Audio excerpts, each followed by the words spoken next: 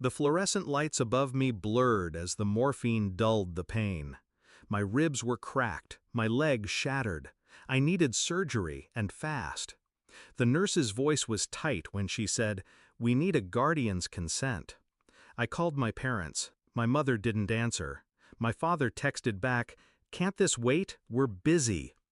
Busy, while their child lay on a gurney, bleeding? The phone slipped from my hand, but I didn't cry. Not then. Instead, I asked the nurse to dial my grandfather.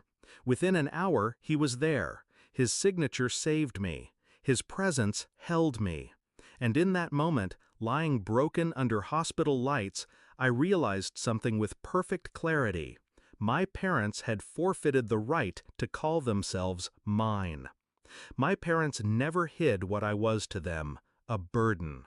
They raised me with minimal effort, quick to point out my flaws, slow to acknowledge my worth. But I carried hope like a fool, thinking if I achieved enough, worked hard enough, they would notice.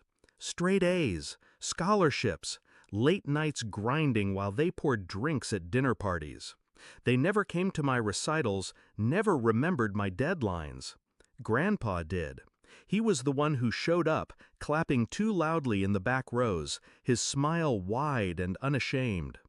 I mistook my parents' coldness as distance. It wasn't distance, it was choice. The accident made it undeniable. A crash, screeching tires. My car crumpled against the guardrail.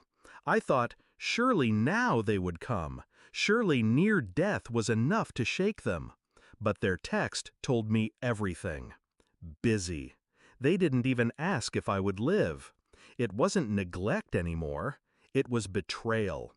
And as I healed in that hospital bed, their absence was louder than any apology could ever be.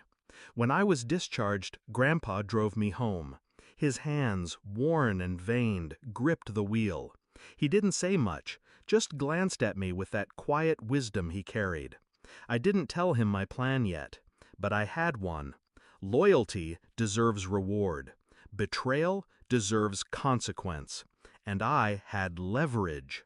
Because the family trust, the land, the assets, the house they flaunted but never earned, was still in Grandpa's name. They assumed it would pass to them automatically. They assumed wrong.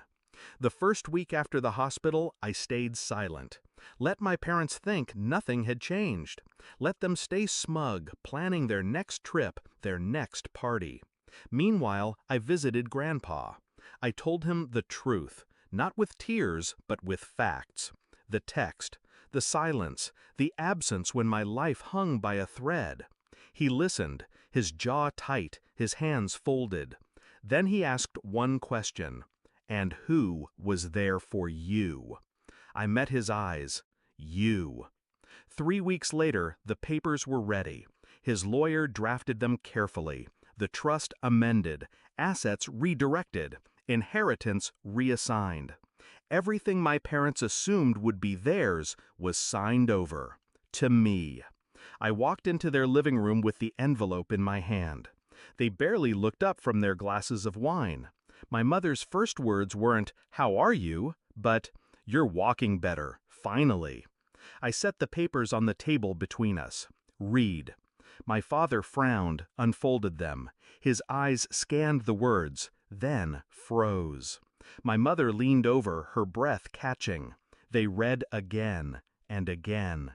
Finally, my father's voice cracked. "He wouldn't?" I cut him off, calm, cold. He did. The silence that followed was delicious. The house, the land, the accounts, they were gone, out of their reach. My mother's hand trembled around her glass. "After everything we've done?" I laughed, a short, sharp sound. "Exactly. After everything you've done."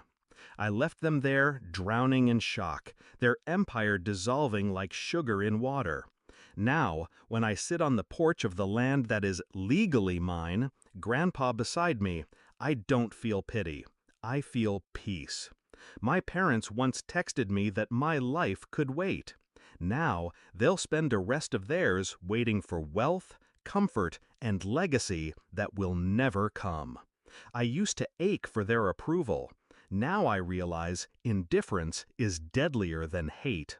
And when I signed those papers 3 weeks after the accident, I didn't just secure my future, I ended theirs.